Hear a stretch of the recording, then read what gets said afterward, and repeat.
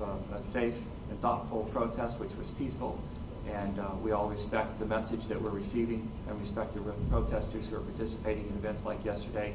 We respect them a great deal.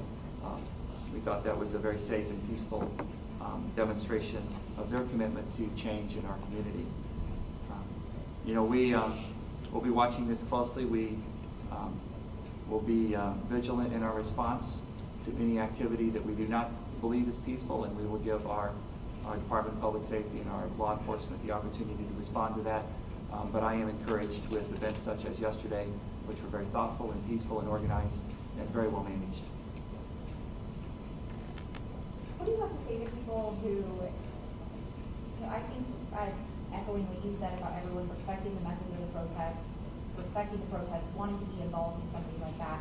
At the same time, a lot of places are trying to find plexiglass in order to open up, and it feels like there's two competing messages here in terms of the social distancing and then the message to get involved and participate in this very important message. How does that kind of align? Can you respond to that? Because a lot of concerns right now are saying, what's the point of all of this phasing back into things?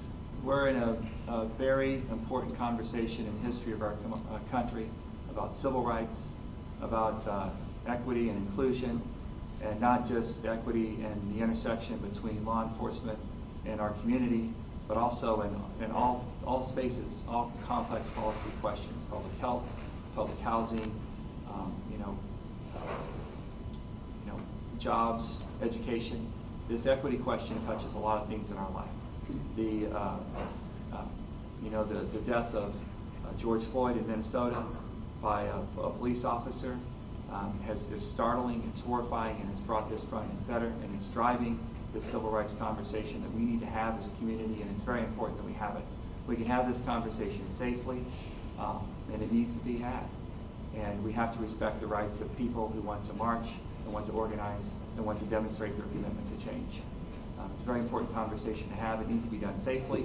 It needs to be done with social distancing. People need to wear a mask. And people need to be thoughtful in this protest. If they cannot wear a mask, then they should be subject to the same restrictions as anyone else. And if they're not social distancing when they're involved in these events, they really should quarantine because they are risking the spread of this virus in our community. What do you say to business owners right now who may be concerned about further spread or frustrated with the fact that so many people are out in the streets right now, but they still can't reopen yet? Well, we're going to give them safe guidelines to reopen, and we're going to make sure that we're doing everything possible to prevent the spread of COVID-19 in a business, in a place of business, in a community setting. We're working very closely with them to make sure it's safe, and we're working very closely to time all of these events in a way that's responsible. As we see COVID-19 cases increase in the community, as we do more testing, we really need to do everything we can to prevent this spread. There are always going to be competing interests. We're always going to manage those interests in a way that protects civil discourse in our community, protects above all else the health and welfare of everyone in our community, and that's what we're going to be committed to doing.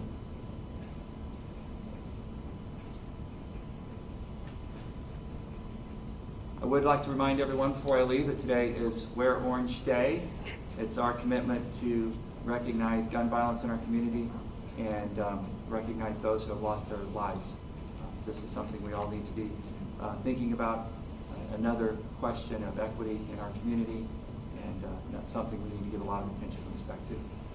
Thank you. Yes. One more question real quick. Today, you mentioned George Floyd a lot. Today is also Breonna Taylor's birthday. Is there anything you'd like to say about that case? I just think that we all need to recognize that there are many examples of this in our community. George Floyd has been the most recent, the most visual, and the one that has driven this conversation to the intensity that it is today. And it's time. It's time that we take this seriously. It's time we listen to those who are marching, who are organizing, and it's really time that we take a deep look into all questions of equity and inclusion, complex policy questions in our society. And the one that's foremost right now is our relationship with law enforcement in our community and what that looks like, and we need to be talking about it. Thank you. I had no idea.